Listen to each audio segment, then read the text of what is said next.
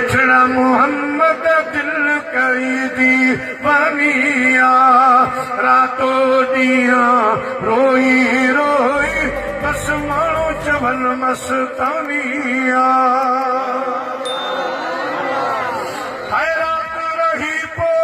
लाए नोरी दिल खसे वे जोरी जोरी रात रही पो लाए नोरी दिल खसे वे जोरी जोरी किया कयामा दिल बारा तोरी किया कयामा दिल बारा तोरी हर जियन जंजल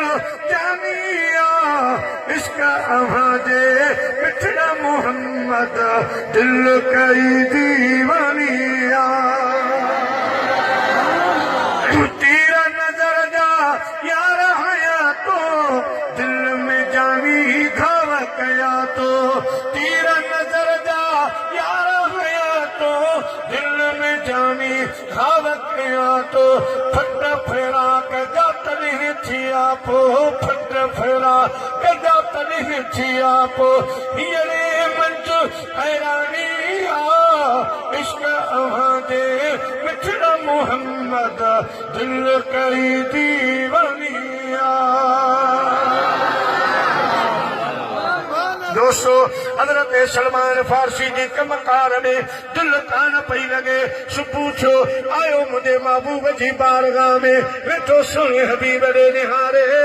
अल्लाह जे हबीब फरमायो सलमान ॻाल्हाई छो कोन छो क़िबला मां छा ॻाल्हायां तुंहिंजो चेहरो ई अहिड़ो आहे जो चवां थो 24 कलाक वेठो निहारे मुझे हबीब फरमायो सलमान छा ख्याल आहे अर्ज़ की सुना ख़रीद त तव्हां कल्ह ई करे छॾियो आहे दुकानी विया आहियो जब तक न बिके थे कोई पूछता न था आपने खरीद कर अनमोल कर दिया कल ही खरीद थी विया आहियूं पर मुंहिंजा जानब मां मजबूर आहियां मुंहिंजो सरदार यहूदी आहे उन जो मां गुलाम आहियां सर ख़रीद आहियां मां चाहियां थो त उमिरि हेॾी वॾी थी वई आहे आख़िरी ॾियार आहे तुंहिंजी ख़िदमत कयां अवां जे क़दमनि में गुज़ारियां अवां जी सोबत में गुज़ारियां पर मुंहिंजी जान कीअं छुटे मुंहिंजे हबीब फरमायो सलमान देर न कर वञ पंहिंजे सरदार खे चओ मूंखे आज़ाद कर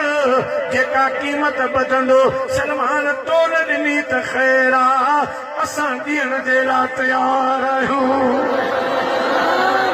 सरदार मूंखे इजाज़त ॾे मूंखे आज़ाद कर जेको तुंहिंजो शर्त हूंदो जेका तुंहिंजी क़ीमत हूंदी असां अदा कंदासीं मूंखे आज़ाद कर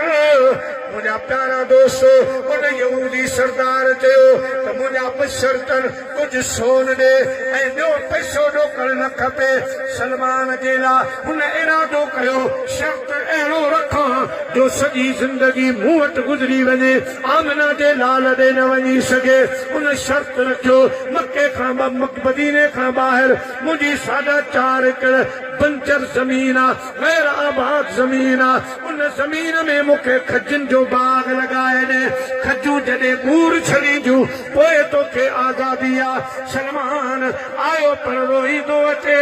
मुंहिंजे महबूब जी दरबार में आयो आहे सुने हबीब फरमायो सलमान रोई छाजे लाइ थो अर्ज़ की सुना हुन अहिड़ो शर्त रखियो आहे जो ज़िंदगी सॼी शर्त पूरे करण में गुज़री वेंदी मुंहिंजे आका फरमायो सलमान हे को मके जो सरदार न आहे हे सिर्फ़ मदीने जो सरदार न आहे वमा अरसलनाक इल्ला रहमतन लिल आलमीन।